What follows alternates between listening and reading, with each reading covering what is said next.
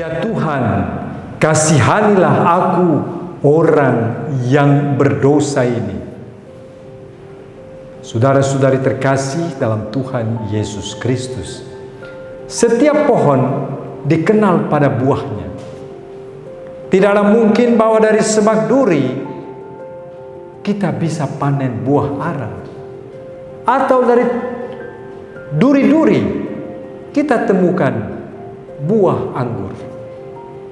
Bukankah Yesus dalam Injil pernah juga bertutur bahwa tidak ada pohon yang baik yang tidak menghasilkan buah yang baik. Dan juga tidak ada pohon yang tidak baik yang menghasilkan buah yang baik.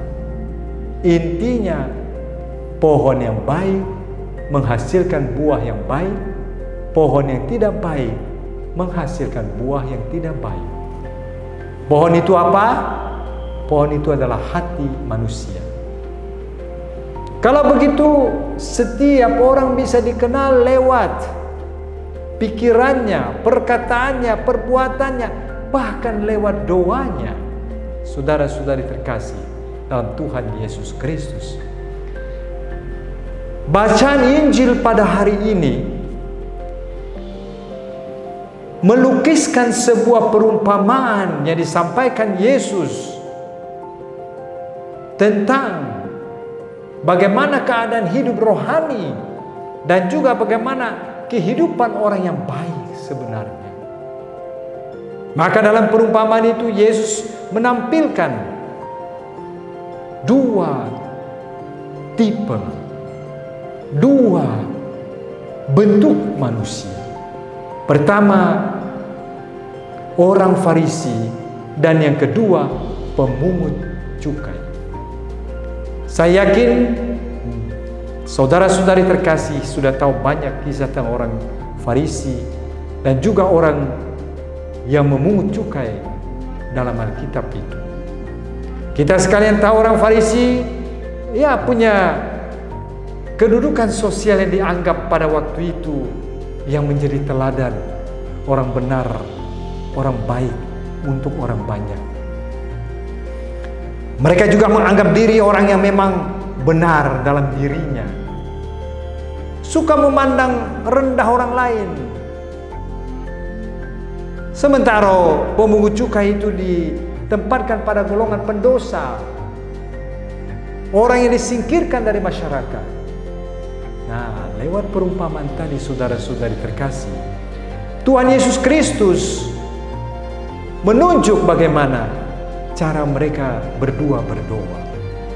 Orang Farisi penuh dengan keyakinan diri, dia berdiri dan dia mulai berdoa, dan dalam doanya terkandung 5 kali penggunaan kata saya.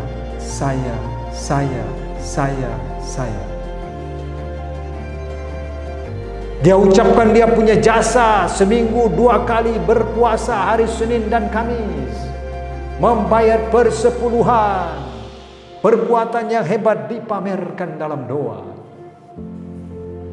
menunjuk kehebatan, keunggulan diri. Bahkan lewat doa dia membandingkan dirinya dengan orang lain. Si pemungut cukai itu membandingkan dirinya dengan pendosa lain.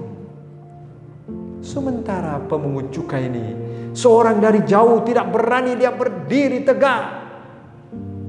Bukan hanya itu, tetapi dia juga merasa bersalah, dia bungkuk berdoa. Pemungut cukai tahu diri seorang pendosa, seorang yang tidak layak di hadapan Tuhan, datang memohon kepada Tuhan, menyadari dia sebagai pendosa, malu di hadapan Tuhan dan memohon dengan hati yang tulus tanpa membanding-bandingkan dirinya dengan orang lain. Saudara-saudari terkasih dalam Tuhan Yesus Kristus, orang Farisi tadi memakai doanya untuk memukul orang lain, sementara pemungut cukai memukul dirinya sendiri. Tanda dia berdosa. Pesan apa yang bisa kita petik dari Injil firman Tuhan hari ini, saudara-saudari terkasih? Yang bisa kita petik ialah Pertama, pada waktu berdoa, apakah saya seperti orang Farisi yang berdoa demikian? Menganggap diri orang benar, orang yang kudus, orang yang suci di hadapan Tuhan. Membandingkan saya dengan orang-orang lain. Tetap memakai baju zirah kebesaran saya. Dengan segala macam kehebatan saya. Atau saya menempatkan diri sebagai seperti si pemungut cukai tadi. Merasa diri berdosa. Merasa diri malu di hadapan Tuhan. Berbicara kepada Tuhan. Mohon kepada Tuhan.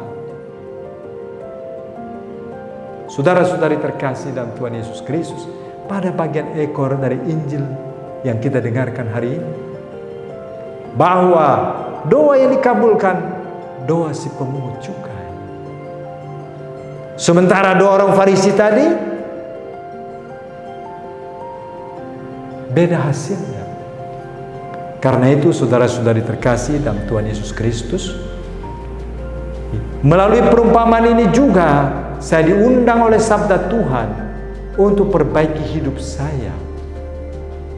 Hidup yang tidak lagi arogan, sombong, menempatkan diri pada posisi yang tinggi, orang yang paling benar seakan-akan dia sudah sempurna. Tinggalkanlah segala macam kemunafikan, hipokrisi itu. Tinggalkan. Dan saya diundang oleh firman Tuhan hari ini, belajar dari pendosa si pemungut cukai itu, menyadari diri sebagai pendosa, malu di hadapan Tuhan karena saya berdosa di hadapannya.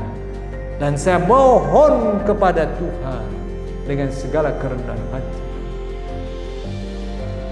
Saudara-saudari terkasih dalam Tuhan Yesus Kristus, mari sebelum berdoa kita periksa batin, rendahkan hati di hadapan Tuhan, menyesali dosa-dosa kita dengan mengatakan, ya Tuhan, kasihanilah aku orang berdosa ini. Kyrie eleison. Karena itu saudara-saudari terkasih, kita mau belajar dari Yesus yang berdoa di hadapan Bapa dengan mengakui, Bapa kami yang ada di surga. Abba. Doa kita bersifat sosial. Kita doa kepada Bapa bukan hanya untuk diri sendiri dengan 5 kali memakai kata saya, tapi berdoa juga untuk orang lain. Mendoakan orang lain. Semoga kata-kata yang saya pakai dalam doa bukan lagi dipakai untuk memukul orang lain, tidak. Tetapi kata-kata yang saya pakai dalam doa memukul dada saya sendiri, tanda saya berdosa dan mohon maaf, ampun di hadapan Tuhan. Ya Tuhan, kasihanilah aku orang berdosa ini. Kyrie eleison.